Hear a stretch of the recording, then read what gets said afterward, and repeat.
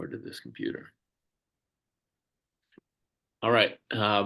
Today I'm with Michael Curtis. Michael Curtis is a postdoc. He's getting a PhD, he's finished his PhD in marriage and family therapy at the University of Georgia. He's doing a postdoc right now at Emory University in Atlanta in public health. And I'm so excited about having Michael here today because of how he practices and kind of his area of emphasis and for his Mm. research and his clinical work. Today we're talking mostly about your clinical work, and would love to know a little bit more about how you landed into family therapy. How did you choose this discipline over other disciplines? So, Michael, tell us a little bit about your journey toward MFT, and we'll go from there. Thanks for having me and having this conversation. I always get excited about talking about my clinical work. As a kid, I was always very driven and knew that I wanted to do something great. Originally, it was to be a lawyer, and then I realized I had to read a lot of law books, and that wasn't going to work out. And then I came across psychology, I think like most people do in high school, and I was like, oh, this might be the thing for me. So I went to undergrad thinking that I wanted to be a psychologist. And as I was getting my undergrad degree in psych, I found that my lived experiences weren't necessarily being reflected in what I was learning. A lot of it was focused on um, comparisons between white and Black Americans that always showed Black Americans as having some sort of deficit. And I did not see my story being reflected in literature. And I felt disciplinarily there was some conflict there. And I didn't, as an undergrad, I was like, well, I feel like this is the only thing that deals with the mind in this way. So I guess I have to do that. Until my junior year, when I took a human sexuality course that happened to be in our local MFT department. I went to the University of Nevada, Las Vegas, and I fell in love with the course. And particularly, I fell in love with systemic thinking because the professor there taught human sexuality from this sort of systemic perspective um, and developmental perspective of how all of these developmental stages influence sexuality and sexual behavior, both positive and negative. And I became a teaching assistant for that course that my second semester of my junior year. And in conversation with the professor who was teaching that course, she was like, I think you're an MFT person. I don't think you're a clinical psych person. And I was like, maybe. I don't know. And so I ended up adding marriage and family therapy as a minor and fell in love with the coursework, fell in love with the systemic perspective, fell in love with the systemic way of seeing problems and addressing problems, and really loved how we integrated communities into the healing process. Because I felt like that was another thing that I felt and psychology was limiting. We talked a lot about the individual and not about the family systems that they were embedded within. Um, and that was where my passion for MFT was born, and I pursued that to a master's degree and um, pursued that on to my PhD. And I now do sort of research about the multi systems that influence people's health and development. Yeah, great. I, your story is not unlike a lot of people who start in psych and then they kind of stumble upon, like a systems orientation and go, wait a second, that's something that I was thinking about or that I've always thought about. So you get into MFT, you have embraced the systemic perspective, and there's all these different models, right? There's structural, strategic, and there's Bowen, and there's experiential, and there's the narratives and the solution focus. How did you land? You and I've talked before. You said you identify as a strategic family therapist, and tell Mhm. me a little bit more about how you land on strategic and which model. Is there a Milan or more of an MRI? Do you think about it that way? Yeah, so I do identify as a strategic therapist. I'm not a purist, so I won't say that. I'm heavily influenced by narrative therapy, but my strategic side really comes from my training. So I was one of Dr. Gerald Week's last crop of students, and he was known for using the strategic perspective a lot, particularly in related to like sex therapy. And so I got to sort of sit at the foot of someone who was really experienced with the modality and kind of fell in love with it that way. Um, and I felt like it was I felt drawn to it because it allowed me to navigate power within the therapy space. I think a lot of times, especially marriage and family therapists, we often have difficulty with really naming and addressing the power that we have in the room and that we control the structure of the room. And I find a lot of early clinicians are uncomfortable with that. But strategic, like for me at least, address that head on. Like you're a facilitator, you're here to help them move forward towards change. And I felt like that gave me headway. And so I continue to do that today. Um, my school of strategic that I say I draw the most from is from the MRI group, particularly when we're talking about problematic cycles of interaction and ordeals. I use ordeals a lot in my research, which in my clinical practice, which I think throws a lot of people off because I also am heavily informed by like narrative, collaborative, and social justice oriented. And so people are like, how can you be social justice oriented and make people go through ordeals? Like, how does that really work?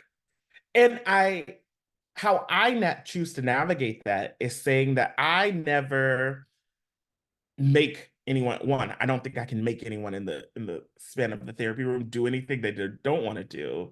But also my ordeals happen in conversation with my clients. So I talk about, okay, what is something that would make you uncomfortable or put you off from engaging this particular behavior, or something that would disrupt the cycle that we've talked for X amount of weeks about? Maybe they'll be able to identify something, but I'm going to throw out 5 or 6 ideas that I've come up with as I've sort of developed a hypothesis and been like, will this work for you in the context that we're working in? And we just start trying things out and seeing what things work.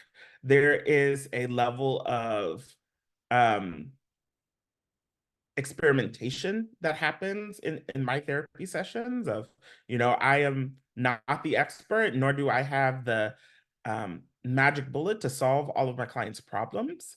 But we're going to try things out. And all I ask is they're along for the ride and they give me a week or two of like earnestly engaging.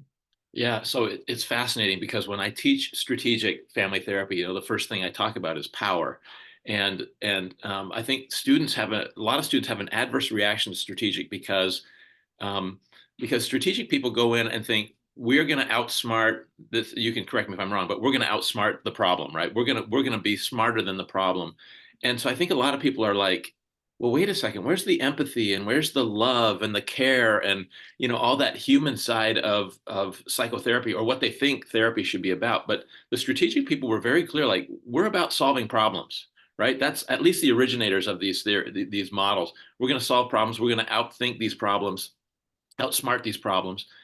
So I think it's fascinating that you're putting more of a human face on it. Like, hey, I don't have all the answers, which is different than strategic would kind of lean toward. And we're going to collaborate on a way to navigate an ordeal. Do you have a clinical example that you'd be willing to share with us about maybe applying something like that in that collaborative kind of a way? Mhm. Yeah, I think that's where, as I said earlier, I'm not a purist, and I think that's where my um, influence of like narrative family therapy comes from, of externalizing the problem and then building a coalition with the client against a problem. So it's not a I'm going to outsmart it, we're going to outsmart it together of this external thing that we're attacking together. A really good example of that is with a client that I had a couple of years ago. And they really struggled with communication with their partners. It involved into these really difficult fights that would just blow out of control. And they were someone who like just temperament wise, trying to create rules on like what can and cannot be said during fights just couldn't was not going to work. So you had to stop the fight before it started, and stop the sort of heightened emotionality. So what we did with ordeals is we created space for when they needed to talk about conflict, and we created a consequence for them when they did not honor that space. So, for example, anytime they needed to talk to their partner about something, somehow they felt wronged that way, we would make the get in the car and they had to drive to a park. And that helped with them, and they could not talk. Do not just say, we need to go for a drive. Got in the car, went to the park. Well, that I think for some people that could give anxiety because there's like this anticipation of what we're talking about. But for them, it worked. Because it both gave them time. It gave one partner time to sort of reflect on the day of like, what happened? How might I have gone wrong? And the other partner was able to take a moment and put their words together in a way that was the least hurtful because they tended to be very sort of partners. And when they did not do that, the ordeal that they would have was actually pay for it. So money was a big thing for them because they were struggling financially and they both had histories of being impoverished or struggling with poverty. So when an argument blew up, they had to pay for it. So you had to buy that mistake, and that hurt because money was so important to them. And I think that's also important that ordeals can both be physical and intangible. It's really not about what you're asking to do; it's about what's important and what is going to um, feel like a real consequence. And for them, since money was so important, we paid for things going out of hand. Yeah, sounds amazing. And so did they talk about how this was helpful, or did they come back and say, yeah, we were just about to get into a fight, but then we remembered we had to get into a car and drive to a park, and that ordeal kind of prevented it? Like they never ended up going to the park, or they just decided to solve it without the conflict, or Yo, no, we went to the park for a while. So I worked with these clients for a couple of years.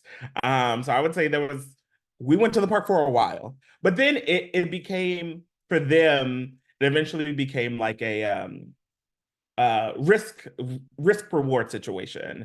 Is the reward of me like and getting this emotion out now worth the $100 it's going to be on the back end? Again, these were people who money was really a huge factor for them, right? and they're like, oh no, that's not worth it. And eventually, as we lowered the sort of anxiety about talking about problems, then we could start doing it without having to go to the park. And we were starting to transition out of that when we ended sessions. So Yeah, I hope they're doing. yeah, and I love this idea of collaborating with them around the ordeal. Like, what's going to be painful enough? Like what's going to be the price that you have to pay, and are you on board with that? And it's so unlike how strategic was originally kind of conceived and thought about. And so you bring that narrative piece in. Where you can team up, you can externalize the problem, or you can look for exceptions and things like that as well. So very cool. And Yeah, that collaborative approach, like I've got some ideas, but I don't have all the answers. I don't have all the ideas. Maybe the three of us are, if you're doing couples therapy, we can put our heads together and create the ordeal. I also find that where that helps with buy-ins. Uh-huh. Um, my struggle with trying to do the traditional ordeals early on in my career um, is that I struggle with buy-in. People would be like, "Oh yeah, but I kind of don't want to do it," or I would prescribe a consequence that really wasn't a thing for them. Yeah, I take an extra couple of minutes. Like it's not a big deal for me. Um, so really understanding of what's of value and how can we leverage knowing yourself and knowing that value and even that internal exploration process of like what is important to me, what do I value, and what am I willing to sort of risk in this process of healing, can also be really insightful as people get to know themselves of wow, I did not know how much anxiety that I had around in the example I used money, for example. So let's talk about that and let's unpack that. And how do we deal and talk about finances within the couple, for example? Yeah, my tenure with JMFT just ended, so I'm no longer the editor, but I would really love to see you put these ideas down, like a melding of strategic and narrative, and you just kind of walk people through, like, here's how you can do strategic without the power, without the heavy-handed power thing, because I think that's what loses most people Mhm. with strategic. So I really appreciate that. Hey, can you describe any contextual challenges that you face in practicing according to this model? I transparency is one of the biggest ones. Uh, I think one of the reasons why um, a lot minoritized communities may not feel comfortable with some of the aspects of strategic. It's because they don't know what you're doing. I don't know what you're doing. I don't know why you're asking me to do that. Yet in strategic, one of the leveraging points is creating this coalition and like disrupting this problem and disrupting patterns. So if I don't tell you, then you'll not fall into the pattern. And so that's been build trust building and saying that I understand that I am operating in a place of power and privilege that is not necessarily comfortable for you. Like I think it does help that I'm both Black and queer when I'm doing that. So there's a level of, okay, I don't feel like you're going to mistreat me. You've kind of earned this a little bit. Um, but it's always there and it's always present. And I think even going in the collaborative approach that I try to do it from, being transparent about why I am, prescribing ordeal or prescribing the symptom, um, and what sort of doors of conversation that opens up for us, and insight, hopefully, that opens up for us. Um, because I find that, I mostly work with Black people and I mostly work with queer people as well. When you start doing things that I don't necessarily understand, my guard goes up because yeah. I don't know where this is going and Yeah. I need to be self-protective. Yeah, and I can see like when we're talking about context, like if I were to be a strategic therapist, so I come in and I'm very representative, right? Just how I looks like the majority culture, right? So and there's a lot of, for BIPOC individuals, people who are from minoritized communities, there's a lot of mistrust of the white institution, white institutions. And sometimes therapy is seen as kind of a white thing, right? And for some folks. And so the mistrust that might be there, like, what are you trying to do? This might not be a great approach for me to apply when I'm working with members of minoritized communities. So I don't know if you have Yeah, thoughts about yeah, I think that it is a process of trust building and understanding that um, because of all of these intersectional things that you sort of talked about, the trust building process is going to look very different depending on my intersectional identities and the clients. One thing that I used to run into a lot is I would get Black female clients who like would want a Black therapist, and I would be the only one, and they're like, "Ooh." But you don't understand the female experience. And so there's only like so much that we can connect on, even though we can connect on our Blackness. And that. for some clients, that'll be more important than other clients.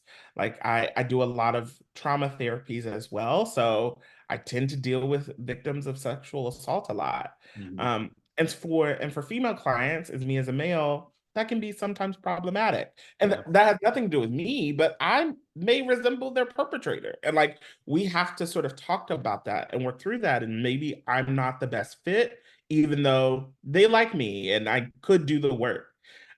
Fit is so important. And I think in general, we don't, as a field or as an industry, don't communicate how important it is to find the right therapist and walk people through that process of evaluating therapists. Um, we're not like medical doctors. You kind of have to like us. Yeah. Yeah, fascinating.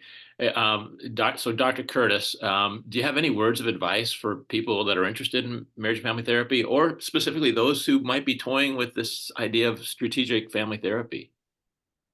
I am biased in that if you're interested in mental health at all, come to MFT. I'm very biased in that. I feel like we have some of the most rigorous training programs that gives you a well-rounded expertise and experience that I just don't see in other disciplines. So that's my bias. I think in particular, if you're interested in working with families or couples or anything like that, we just get a level of training that other people don't. And so for those interested in MFT, I'd actually recommend going and seeing an MFT and seeing how we work and like um, seeing them as your mental health provider for a while. I know people who've gone through psychologists for years and felt like they've gotten no progress, went to an MFT for 6 months and felt like the world opened up and changed for them, because the perspective and how we approach presenting problems is so different.